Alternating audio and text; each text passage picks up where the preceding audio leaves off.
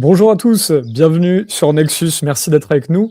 On va parler aujourd'hui de Covid long avec l'association Covid long Solidarité. Où est-ce qu'on en est un an, presque un an après les dernières vidéos que nous avons fait sur le sujet et où justement il y a eu depuis pas mal de rebondissements, pas mal de vidéos où on va en parler tout à l'heure, certaines personnes des fois s'écharpent dessus et à juste titre puisque c'est un sujet qui est encore mal compris.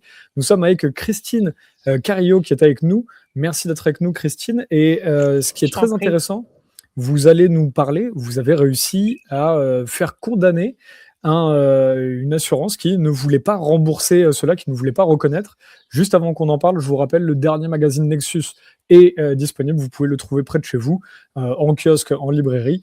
Et sinon, vous pouvez vous abonner directement sur nexus.fr. Plus vous êtes d'abonnés, plus on peut mettre d'informations libres partout dans toute la France. Christine Carillo, bonjour, merci d'être avec nous. Parlez-nous de cette dernière actualité avec qu'est-ce qui s'est passé avec l'assureur finalement. Alors voilà, donc ça avait commencé en août 22 où ils ont, suite à une expertise, ils ont décidé. Alors ensuite, il faut savoir que ça se passe comme ça, hein. L'employeur cotise à une assurance maladie, accident, perte de gain. Donc en cas de maladie, voilà, c'est pris en charge, et en accident aussi. Donc cet assureur m'a fait passer une expertise, a conclu que je n'étais plus malade, que je faisais du cinéma, que j'exagérais les symptômes, que, et que je pouvais retravailler à 100% dès le jour de l'expertise d'ailleurs. Donc sur ce, j'ai contacté une association sur Genève de défense des assurés. Un avocat a pris mon dossier en charge, mais avec peine, je dirais au début, parce qu'il m'a dit ça va être très long et pour lui, c'était peine perdue d'avance. Propos que j'ai pas pu tolérer. Je lui ai dit, c'est pas, pour moi, c'est pas acceptable. J'ai juste fait mon travail d'infirmière, j'ai soigné des malades et je suis tombée malade. Donc, j'aimerais qu'on s'occupe de moi maintenant. Donc, on a quand même pu faire une opposition à la décision dans un premier temps. Cette opposition, l'assureur n'a pas bougé d'un poil, hein, a laissé tel que. Donc, c'est parti au tribunal de la Chambre des assurances sociales à Genève. Et le tribunal, en décembre 23, a débouté l'assurance de son recours et a retenu le mien. Donc, suite à cela, il a été demandé, par contre, que je puisse repasser des expertises avec des médecins suffisamment compétents en Covid long ou connaissant bien le Covid long. Donc, ce qui a été fait au CHUV à Lausanne, dans le service du professeur Favra. Et donc voilà, j'ai passé sept expertises sur 4 semaines. Euh, et au bout de quelques mois, le verdict est tombé de la part des médecins, hein. Le rapport concluait à que toutes mes attentes étaient dues à l'infection initiale sur le Covid. Donc j'avais bien un Covid long. Sur ce, ça s'était passé, la décision a été tombée en octobre 25. Ça a quand même mis du temps parce que mon indemnisation, je l'ai eu en octobre 20, non, en octobre 24 et j'ai été indemnisée en octobre 25. Voilà, donc il a fallu en arriver à 3 ans, plus de 3 ans de bataille pour que j'obtienne en fin de compte gain de cause.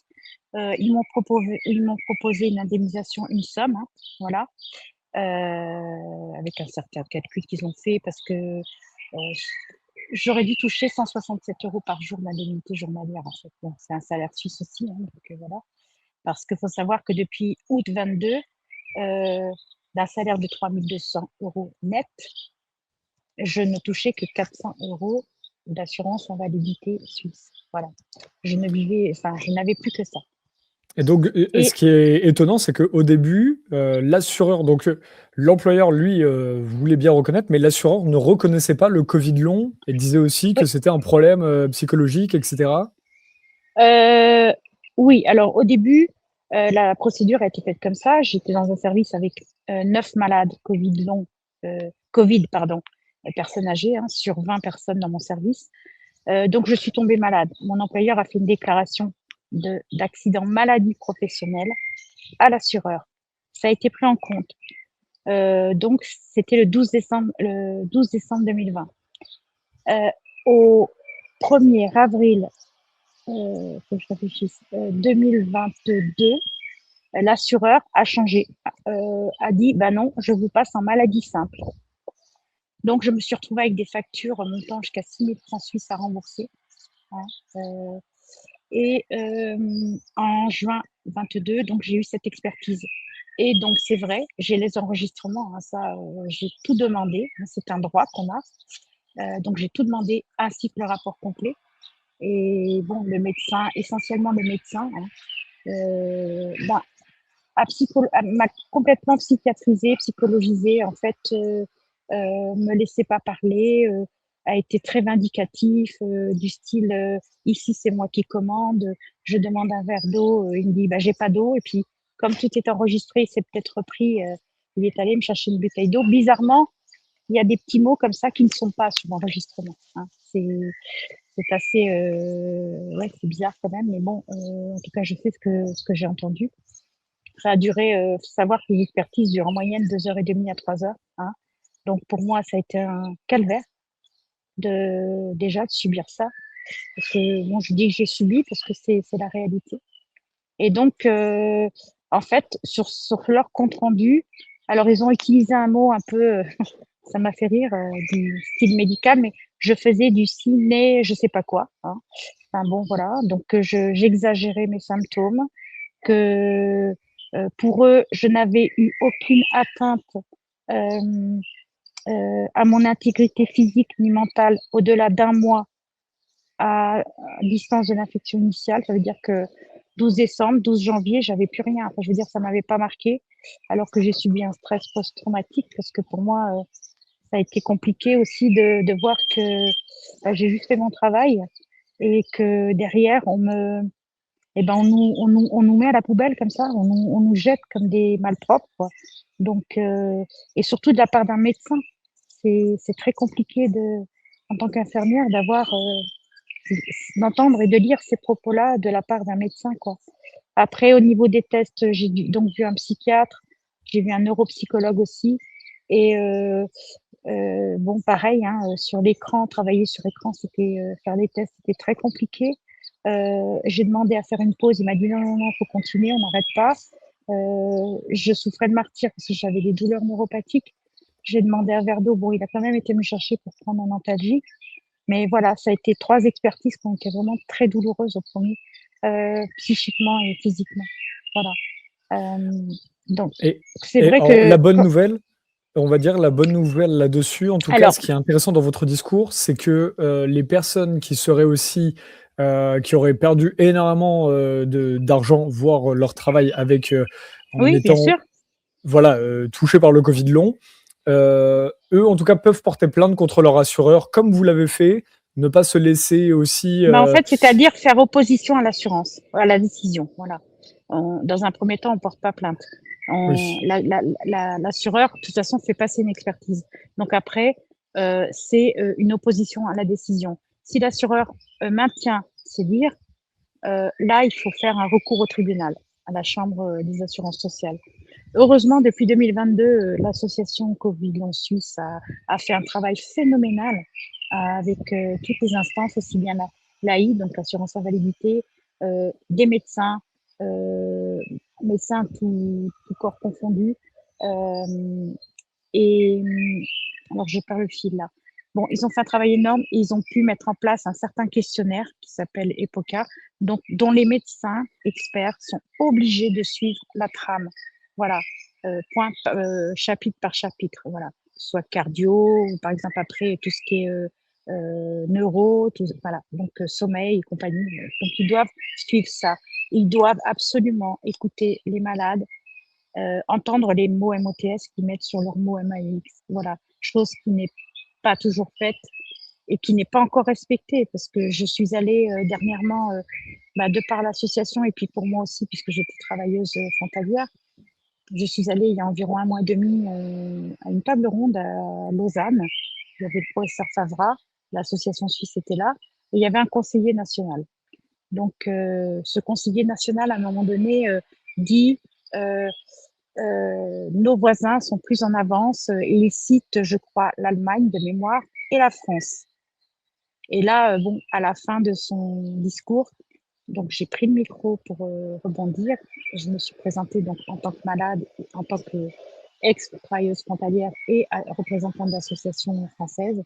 Et là, je lui ai dit non, non, en France, c'est pas du tout, non, non, ça va pas du tout, c'est pas du tout ça, quoi. Faut pas croire. La Suisse est presque plus considérée peut-être un peu plus ces malades parce qu'il y a du travail de fait au niveau fédéral, au niveau cantonal pour les prises en charge, enfin, en tout cas pour les expertises et tout, mais pas du tout en France. En France, non, non. Alors moi j'ai eu double peine hein, parce que faut savoir que je le dis pour les auditeurs quand même. Hein, je travaille en Suisse, j'habite à 10 minutes de la frontière, mais mes cotisations sociales, j'ai choisi le système français, je payais tous les mois ma sécurité sociale. Voilà. Donc, et je me suis retrouvée après aussi quand on m'a coupé. Alors parce que du jour au lendemain, l'assureur a dit bah non, vous êtes capable de, vous êtes plus malade, voilà, faut reprendre le travail. Mais au mois de juillet, un 22 juillet, le 31 juillet, on me donnait plus rien. Hein. Du jour au lendemain, j'avais plus de salaire, j'avais pas d'indemnité, j'avais plus rien. C'est mon employeur, le directeur général de l'établissement où je travaillais, qui a un gros établissement sur Genève, qui m'a appelé hein, pendant ses vacances et il m'a dit, Madame Carillo, je peux pas, j'ai donné l'ordre à la comptabilité de vous payer parce qu'on ne peut pas vous laisser comme ça parce que vous avez juste, pour lui, j'avais juste fait mon travail. Il est intervenu auprès de l'assureur suite à ça avec le directeur des soins. Ils ont écrit un courrier. Ils avaient constaté lors de nos échanges et de nos entrevues que je ne pouvais pas effectivement reprendre le travail, que je me mettais en danger, je mettais en danger les patients aussi. Malgré ça, l'assureur a été complètement dans le déni et méprisant. Donc voilà. Donc en tout cas, mon employeur m'a payé 3 mois de plus le temps que je puisse avoir l'assurance invalidité justement. Ah oui. Voilà. Mais il faut savoir qu'au bout de 2 ans, vous êtes licencié d'office hein, de toute façon. C'est pas comme en France, hein, il n'y a pas de congé longue maladie ou autre. Hein. Voilà. C'est licenciement. Voilà. Au bout de 6 mois, un employeur peut vous licencier même malade. Donc, moi, j'ai eu la chance. Ils m'ont gardé jusqu'au bout. Mais voilà. Donc, en tout cas, franchement, je les remercie énormément parce que bon, je pense que c'est un juste retour des choses hein, parce que je faisais que mon travail. Voilà. Donc, c'est clair que et je connais beaucoup. Alors, moi, j'ai été la seule dans l'établissement comme ça, mais sur l'hôpital cantonal, au HUG, notamment, quelques infirmières se sont retrouvées aussi. Ben, j'en connais quelques-unes hein, que j'ai pu aider aussi de par ma procédure, se sont retrouvées aussi dans la même situation. Une travailleuse frontalière. De toute façon, il faut savoir que, alors je le répète, c'est pour les auditeurs parce qu'on croit que la Suisse c'est l'Eldorado, hein, mais ces infirmières frontalières, l'hôpital cantonal sans les professionnels de santé frontaliers ne peut pas fonctionner. Il y a plus de 50% de personnes qui viennent de France hein, pour travailler sur l'hôpital. Genève ne se suffit pas à lui-même pour assurer la continuité des soins. Donc ça, c'est un aparté parce qu'on pense que voilà, on va là-bas, on va pour gagner de l'argent et tout. Alors c'est vrai que moi, j'y suis allée parce que les conditions de travail étaient meilleures déjà. Donc j'ai trouvé un confort de travail et j'ai pu aussi faire ma formation d'aide-soignante. Je suis passée infirmière. Donc voilà, on m'a laissé cette opportunité, même à 50 ans. Et je dirais qu'en France, à 50 ans, on est presque mis au cou, au placard. Donc voilà. Mais bon, ça c'était la petite anecdote. Mais c'est très compliqué et bon, j'ai pu aussi aider de par ma procédure, notamment une infirmière qui est son avocat à consulter le greffe, donc les documents hein, de ma procédure. Ça a pu l'aider. Depuis, elle a pu obtenir l'AI et puis elle a obtenu, bon, ils ont fait comment dirais-je, aide-moi Romain, payer le retard en fait, un rétroactif. Et ben, je l'ai aidée aussi du côté médical parce que ben, pareil, hein, la même chose. Hein. Donc, ce qui fait qu'elle a pu consulter les médecins qui ont pu m'aider depuis 2023, qui me suivent maintenant. Et voilà, parce qu'il faut savoir que bon, ben, dans le Covid long, c'est simple, hein, c'est ou Paris ou Marseille. Après, il y a Montpellier éventuellement, ou alors à l'hôpital à Mougins où le docteur Alain Refray fait toutes les semaines accueille 3 personnes Covid long et leur fait faire une batterie d'examen sur 4 jours, et ce qui permet de concentrer tout sur 4 jours, notamment le PET scan cérébral, l'IRM cérébral, le cardio, tout. Donc, et un énorme bilan sanguin. Voilà, on a vite fait le tour. Et pour les enfants, alors là, c'est encore pire, parce qu'il n'y a qu'une pédiatre en France qui est à Marseille, donc, et qui ne psychologise pas les enfants. Voilà.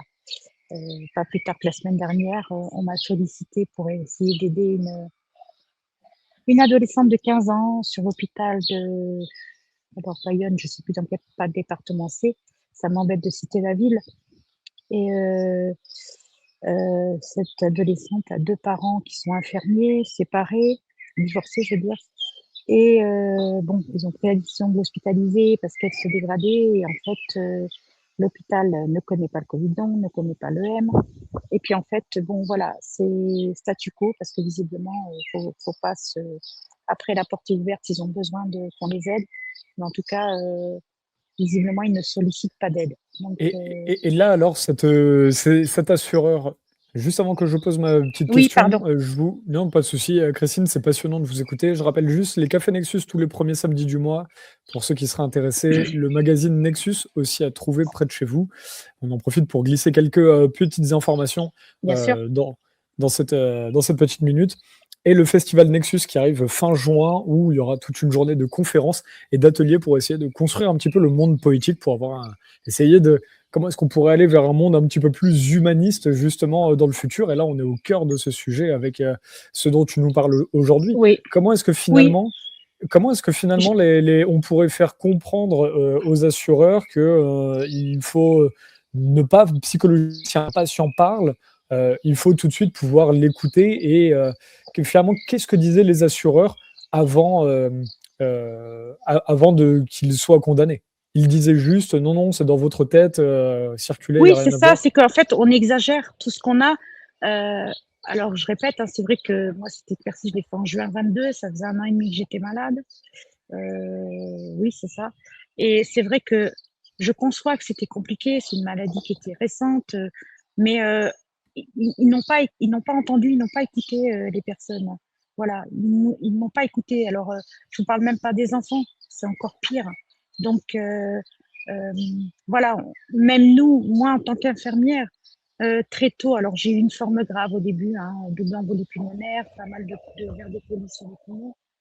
J'ai mis déjà plusieurs mois à pouvoir remonter un peu la pente.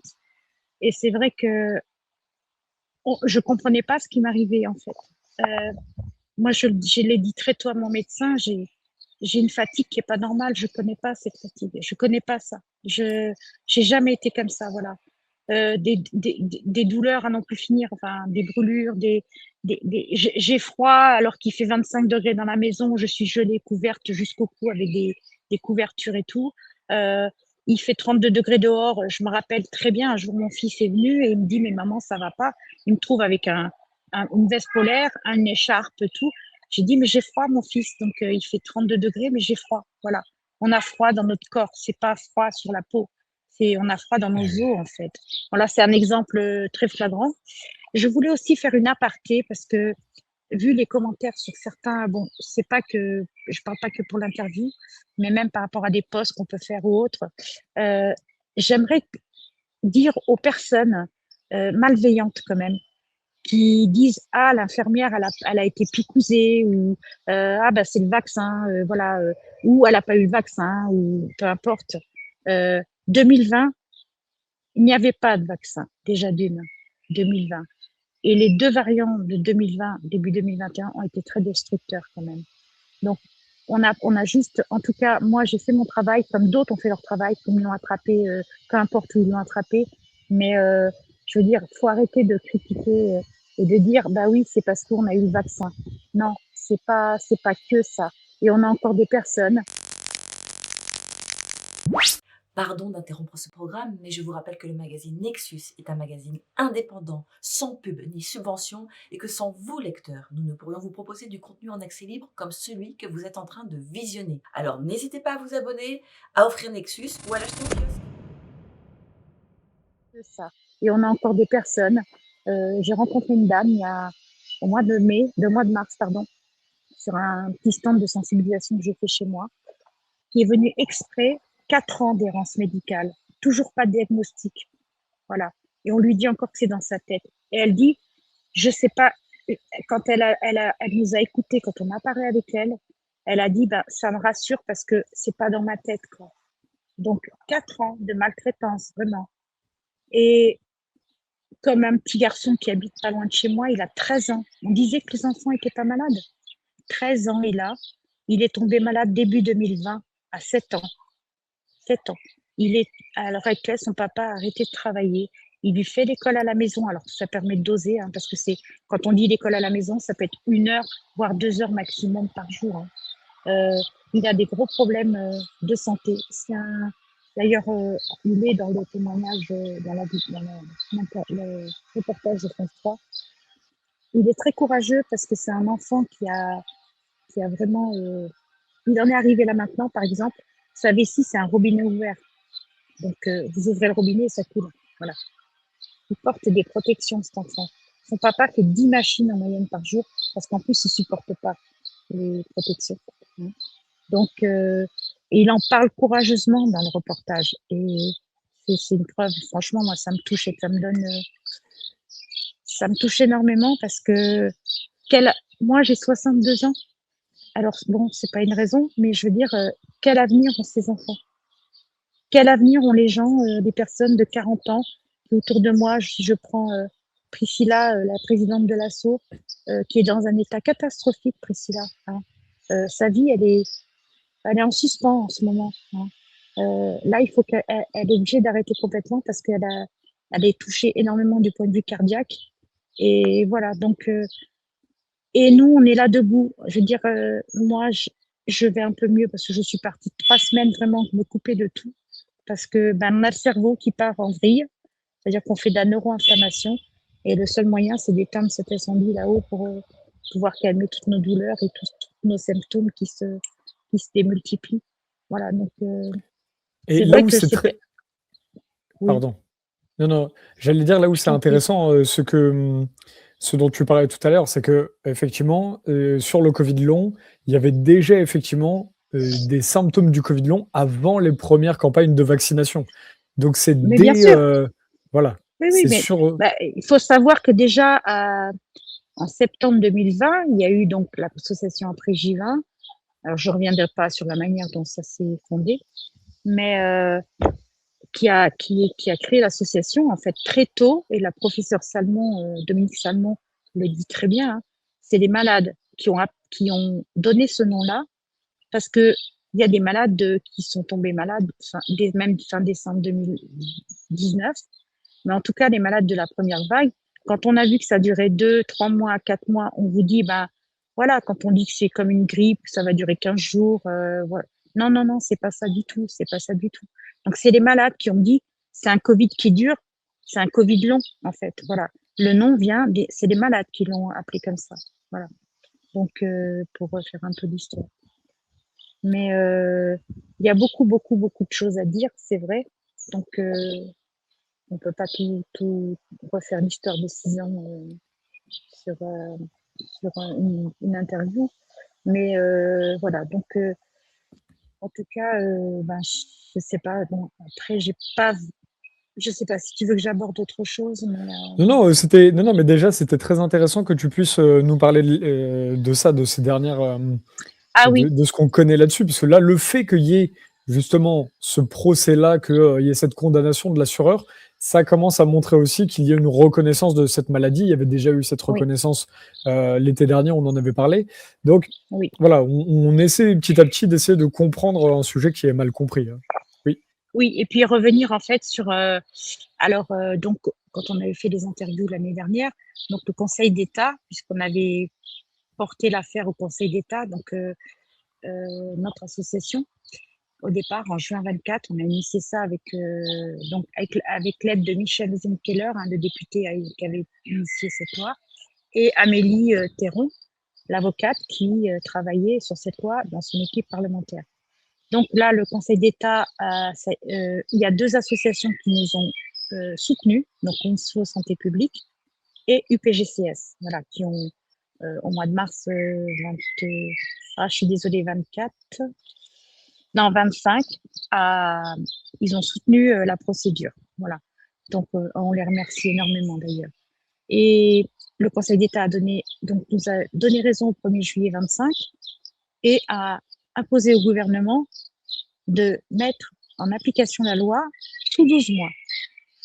Il faut savoir que derrière cette décision, hein, il n'y a eu aucun membre du gouvernement, ministère de la Santé, Premier ministre, qui a pris contact avec l'association. Voilà. Malgré différents courriers aussi qui ont suivi de notre part. Et à l'audience du 26 juin 25, oui, d'ailleurs au Conseil d'État, l'avocate était toute seule. Personne du gouvernement était présent, bien sûr. Donc là, la loi devrait être publiée, en tout cas mise en application le 1er juillet 26. Nous n'avons toujours pas de communiqué officiel, enfin on nous a pas interpellés parce que cette loi, elle va pas rentrer en application comme ça. Voilà. Il va falloir travailler des décrets. Et qu'est-ce qu'on va mettre dans cette loi? Voilà. Donc, pour l'instant, nous, alors, je peux pas trop. Le but de cette interview, c'était pas trop. Je veux pas parler trop de l'assaut, m'impliquer en tant que représentante d'assaut, mais vu de l'extérieur, il y a une forme de déni et de mépris. Mais c'est évident, en fin de compte. On nous écarte parce qu'on dérange. Et de toute façon, c'est un peu la boîte de Pandore qu'on va ouvrir. Parce que, dans le fond, le Covid long, c'est un syndrome, c'est post-infection Covid. Mais il y a d'autres maladies qui amènent des pathologies en post-infection. Donc tout ça, normalement, on devrait prendre en compte, je veux dire, il n'y a pas que le Covid, il y a d'autres pathologies. Et on sait très bien que déjà, rien que le Covid long va coûter, je ne sais pas en millions ce que ça représente, mais en tout cas, ça va être des dizaines de millions hein, à investir, à indemniser ou je ne sais pas. Voilà, donc ça va coûter très cher. Et vu les finances actuelles de la France, je pense que ben voilà, tant qu'on peut mettre ça sous le tapis ou mettre ça sur le côté, on le laisse. Seulement là, ils peuvent plus parce qu'ils peuvent plus parce que le Conseil d'État a imposé que ce soit appliqué et donc il va falloir que ce soit appliqué. Mais Je vais, encore, je ne sais pas sous quelle forme, mais ça on en reparlera dans un autre sujet, je pense. Et là, on a vu des conférences ces derniers temps, notamment même des conférences sur le Covid long, où on a vu des personnes s'écharper dernièrement avec justement des patients dire à Oui, d'autres il y a, médecins leur demander oui, arrêtez de nous psychologiser, essayez de nous écouter d'abord. Qu'est-ce que tu as pensé, toi, de oui. ces affrontements sur scène Non, mais c'est minable, c'est pitoyable. C'est de la d'un part de qui? mépris. De quoi? Bah, Ah oui. de la part de qui? C'est de la part de ces médecins. De toute façon, c'est sur tous les réseaux. Nous, c'est diffusé, c'est sur YouTube. Voilà, c'est professeur Rank et puis docteur Lemoigne, hein, de toute façon, de l'unité qui font partie de l'unité Casper. L'unité Casper, si on remonte le temps, de toute façon, c'est de la psychiatrisation. Alors, bon, je devais avoir une consoeur avec moi qui témoigne aujourd'hui, hein, Romain, tu le savais, mais elle aurait pu, et j'espère qu'on pourra faire quelque chose plus tard, parce qu'elle peut en parler. Elle a eu affaire au docteur Lemoigne. Elle est partie en pleurant. Hein. Voilà, pour elle, c'était la psychiatrie, quoi. Donc, on en est encore là, quoi. Et comme le dit bien un des malades, donc Julien, celui qui était à cette conférence, qui a tenu bon, hein, franchement, bravo à lui, vraiment bravo, parce que il a tenu alors qu'ils se sont mis plusieurs autour à essayer de l'éloigner. Il essayaient de le prendre par le bras, ne me touchez pas, vous me faites mal et tout, il disait. La vidéo, de toute façon, tout le monde peut la voir, cette vidéo, elle tourne en boucle. Mais c'est tout juste inadmissible. Et en plus, une ancienne malade du Covid, une ancienne malade, qui pousse l'autre Nora de l'association Covid long, les oubliés qui étaient là, qui la repousse en arrière. Et Nora, lui, on entend dans la vidéo qu'il dit ne me touchez pas, ne me touchez pas. Et puis, en fait, c'est une ancienne malade. Tu repousses une malade de Covid long comme ça, mais c'est inadmissible, quoi. Enfin bon, ça montre à quel point là, ils peuvent pas passer au travers. Je veux dire, c'est le serpent qui se mord la queue, hein. Donc voilà, ils se sont punis eux-mêmes, hein. Donc, mais là, bah, ça permet de mettre au grand jour justement le fait du déni, du mépris face aux malades. Et encore une fois, je reviens quand je parle des malades, je mets en avant les enfants, vraiment les enfants, parce que euh, bon, pour être intervenue à aider aussi près de chez moi une adolescente de 16 ans, quand sa maman m'a dit, ben, la psychologue, elle lui a dit que, alors moi j'utilise le terme s'envoler, hein, parce que c'est trop violent de dire, voilà, qu'elle voulait se pendre. Et, et c'est pas possible, quoi. Et cette jeune fille, bon, maintenant, bah, c'est un peu ma petite fille de cœur. Et je l'ai pris 2 semaines à la maison quand elle est sortie de l'hôpital pour pouvoir l'aider et puis ben, dans ce qu'elle vivait parce qu'on vit aussi les mêmes symptômes, hein. Et grâce à Dieu, elle va, enfin, ou grâce à je sais pas quoi, elle va mieux dans sa tête en tout cas. Sa maman a retrouvé sa fille. Alors elle est loin d'être sortie d'affaires, attention, hein. Mais elle a retrouvé le goût à vivre. Elle a envie de retourner au collège. Alors cette année, c'était pas possible parce que la proviseure, pour elle, bah non, on vient pas au collège quand on veut. Ben, moi, j'avais envie de lui dire, bon, on vient quand on peut aussi, hein, malheureusement. Parce qu'il faut savoir que dans l'état où elle était encore, où elle est actuellement, pardon, 2 heures à 3 heures de cours maximum par semaine, c'est le grand maximum qu'elle peut faire, quoi.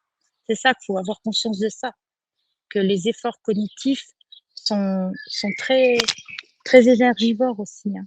Donc, nous, personnellement, là, je commence à bafouiller parce que je commence à fatiguer. Voilà, donc On a je, fait je, le tour, en ouais, tout cas, c'était passionnant. Il n'y a pas besoin de... Ne t'inquiète pas, je Christine. m'excuse, mais là, Non, je non. commence à fatiguer. Voilà. Bon, on en est déjà à 30 minutes d'émission, donc ne t'inquiète pas, ne te mets aucune pression. C'était très intéressant de pouvoir parler de ça et on suivra de très près les évolutions des informations sur le Covid long. Il y avait Mais pas de... Ouais. je veux bien. Bon, là, je voulais que ça. Enfin, j'ai interpellé Nexus parce que là, je pars, comme j'ai dit, un mois en vacances. Voilà, aux États-Unis. J'ai pu offrir, grâce à cette indemnisation d'assurance, bah, j'ai offert un voyage à mon mari pour faire la route 66 parce que c'était son rêve. Et voilà, donc, alors bien sûr, c'est fait sur mesure pour moi. Au lieu de 3 semaines, je le fais sur 30 jours au lieu de 20 jours parce que justement pour avoir des étapes plus reposantes. Mais voilà, alors c'est vrai que je le remercie, voilà, parce que j'ai un conjoint extraordinaire. C'est pas facile tous les jours aussi pour moi parce que je sais que des fois je suis pas facile à vivre. Et mais bon voilà, donc je veux dire aussi aux autres personnes malades de garder espoir, qu'il faut pas lâcher prise, hein. Il faut se battre et puis n'hésitez pas à vous rapprocher des associations parce que nous on fait des listes de médecins friendly, des médecins qui sont sympas, on va dire, hein, et qui comprennent et qui écoutent. Donc, je les invite à se rapprocher de n'importe quelle association, hein. Il y en a pas mal. Et voilà, nous, ce qu'on veut, c'est être bienveillant et pouvoir aider et soutenir des personnes malades, sachant que nous aussi, nous sommes malades. Et Voilà. alors, avant de clore cet entretien, on refera des vidéos sur le Covid long aussi pour essayer Oui, de comprendre justement cette maladie et tout cela. Là, on voulait surtout parler de ce procès. C'est quand même quelque chose ouais. d'énorme que Oui. vous ayez réussi à faire condamner cet assureur. Ma dernière question, c'est qu'est-ce que vous conseilleriez aux personnes qui n'ont pas toujours de facilité pour aller voir un avocat, pour aller faire une démarche Alors, juridique? Et qui serait dans le bon, même cas que vous, Christiane? il faut. Alors, moi, je me suis rapprochée, j'ai demandé conseil. Alors, bon, pour moi, travailleuse frontalière, j'ai appelé le groupement des frontaliers, hein, qui gère tous les frontaliers, que ce soit d'Allemagne, Belgique, Luxembourg, peu importe, c'est un groupement voilà, européen.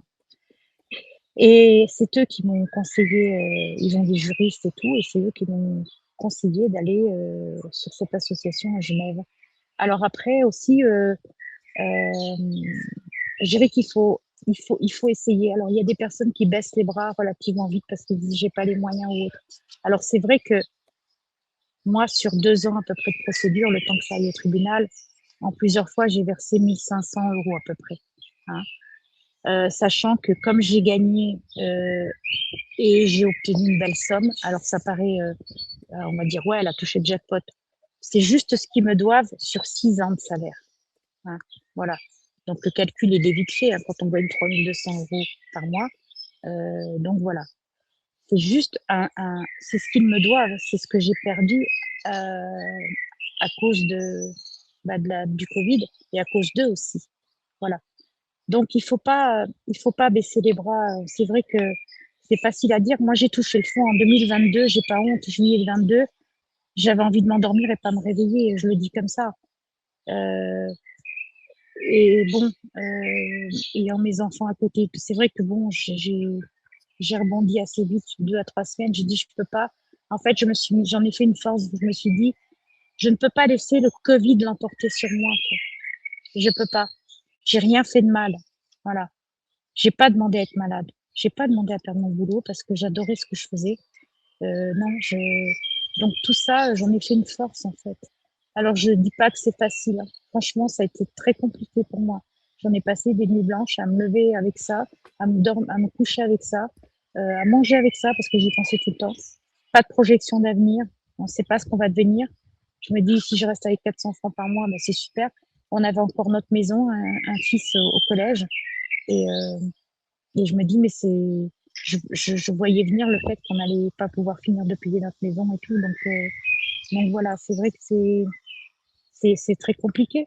Mais encore une fois, je dis aux personnes aussi de ne pas hésiter à venir vers les associations aussi pour peut-être justement, il y a des personnes, même du côté français, là par contre, je vais insister, c'est de poser pas hésiter, il n'y a pas de questions ridicules. Hein, ou d'envoyer un mail.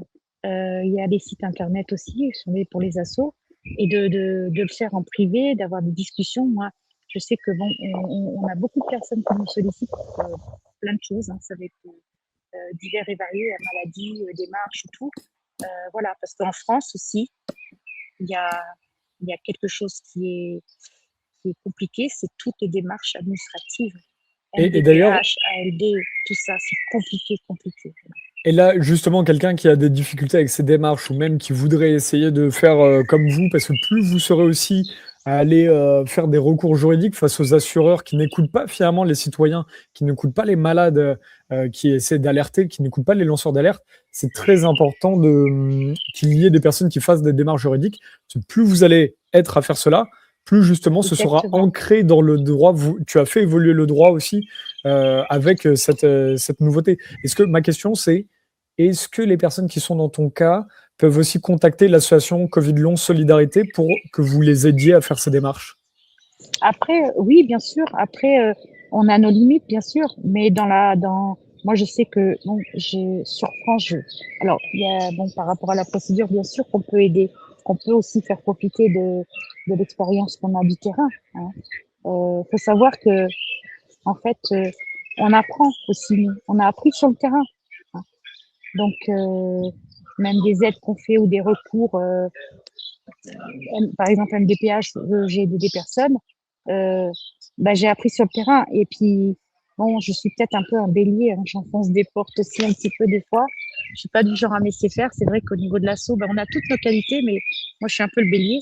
Donc, et il faut vraiment, on en arrive à des situations extrêmes, ubuesques même, pour essayer de pouvoir parler à quelqu'un de compétent parce que bien sûr on appelle l'accueil voilà ah mais non je peux pas vous passer non non mais voilà donc après on utilise des biais des réseaux voilà on essaie de se faire aider pour pouvoir enfoncer ses portes mais c'est compliqué alors moi je dis aux malades qu'il faut rapprochez-vous des associations ils ont le droit d'aller d'aller consulter toutes les associations poser des questions voilà c'est vrai que bon on est là aussi pour on le vit aussi, nous, ça. Donc, on est là pour aider en fait et soutenir.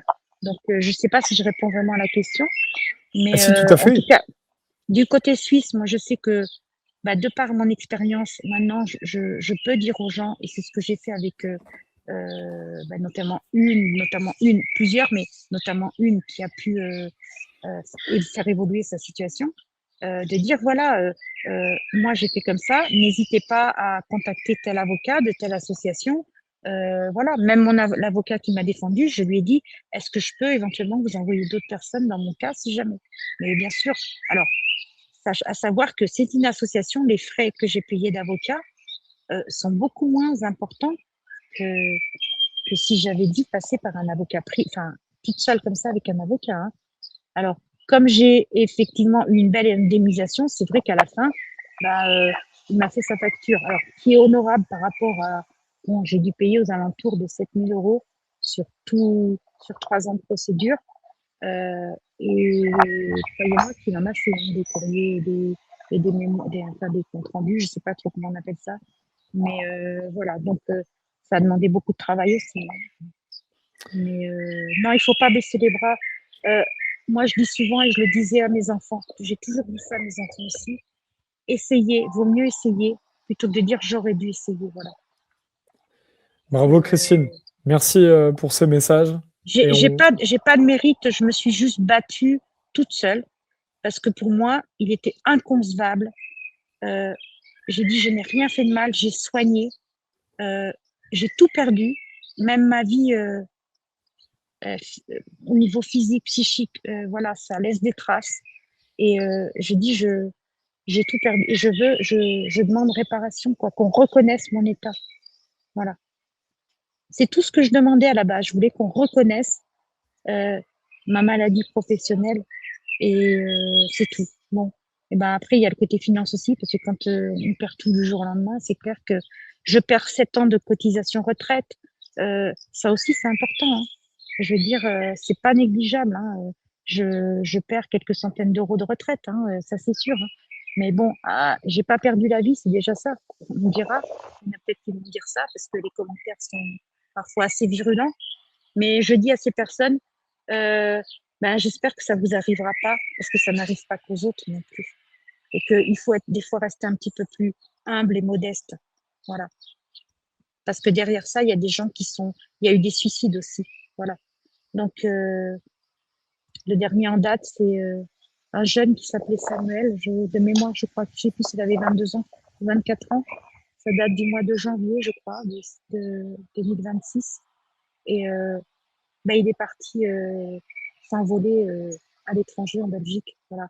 Donc, faut penser qu'il y a des jeunes gens comme ça qui souffrent énormément, qui n'ont plus de projection d'avenir, qui sont quasiment alités H24, qui ne, enfin bon, qui n'ont pas d'aide non plus. Ils perdent tout, même financièrement. Et je peux vous dire qu'il faut vraiment être, je dis pas gravataire, mais presque pour obtenir des aides MDPH et compagnie. C'est ça se vérifie sur le terrain. Christine, merci beaucoup d'avoir pris le temps, Christine Carillo. Merci Romain, merci beaucoup, merci à toi. C'était un plaisir de pouvoir.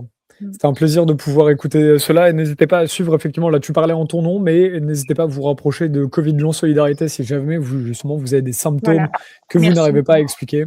Voilà, il faut faire les démarches en tout cas, même quand c'est un sujet quand c'est un sujet qu'on a du mal à comprendre. Trop souvent, nous sommes dans une société où on a du mal à s'écouter, mais c'est la base au début de pouvoir écouter les discours des uns et des autres pour ensuite pouvoir avancer. Merci encore d'avoir été avec nous, Christine Carillo. Mais je vais aller me reposer parce que là, j'ai mal à la tête maintenant et aux yeux. Alors, comme ça, c'est pas grave. J'ai l'habitude. Donc, je vous demande juste une petite dernière minute pour rappeler le magazine Nexus est disponible en kiosque. N'hésitez pas à vous abonner sur nexus.fr. Plus vous êtes d'abonnés, plus on peut en faire de tirages dans toute la France.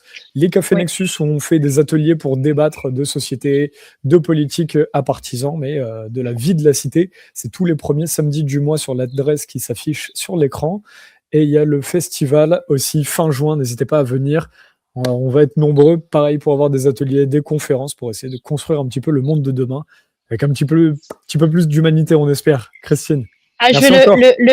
Juste le mot de la fin pour Nexus, quand même, là je vais m'adresser pour Nexus aux auditeurs. Franchement, alors on me dit souvent: «Ouais, magazine indépendant, complotiste». Non. Nexus, il y a une certitude, c'est que vous n'êtes pas soudoyé ou payé ou sponsorisé, hein, voilà. Donc et ça, c'est tout à l'honneur de ce magazine parce qu'au moins la parole, elle est libre, voilà. Alors après, libre à C'est chacun le de penser but. ce qu'il veut, mais bon, au moins on a des personnes qui essaient de passer des infos avérées, vérifiées et d'informer aussi. Merci Romain. À bientôt. Merci Christine pour ces mots. À bientôt. Au revoir. Au revoir.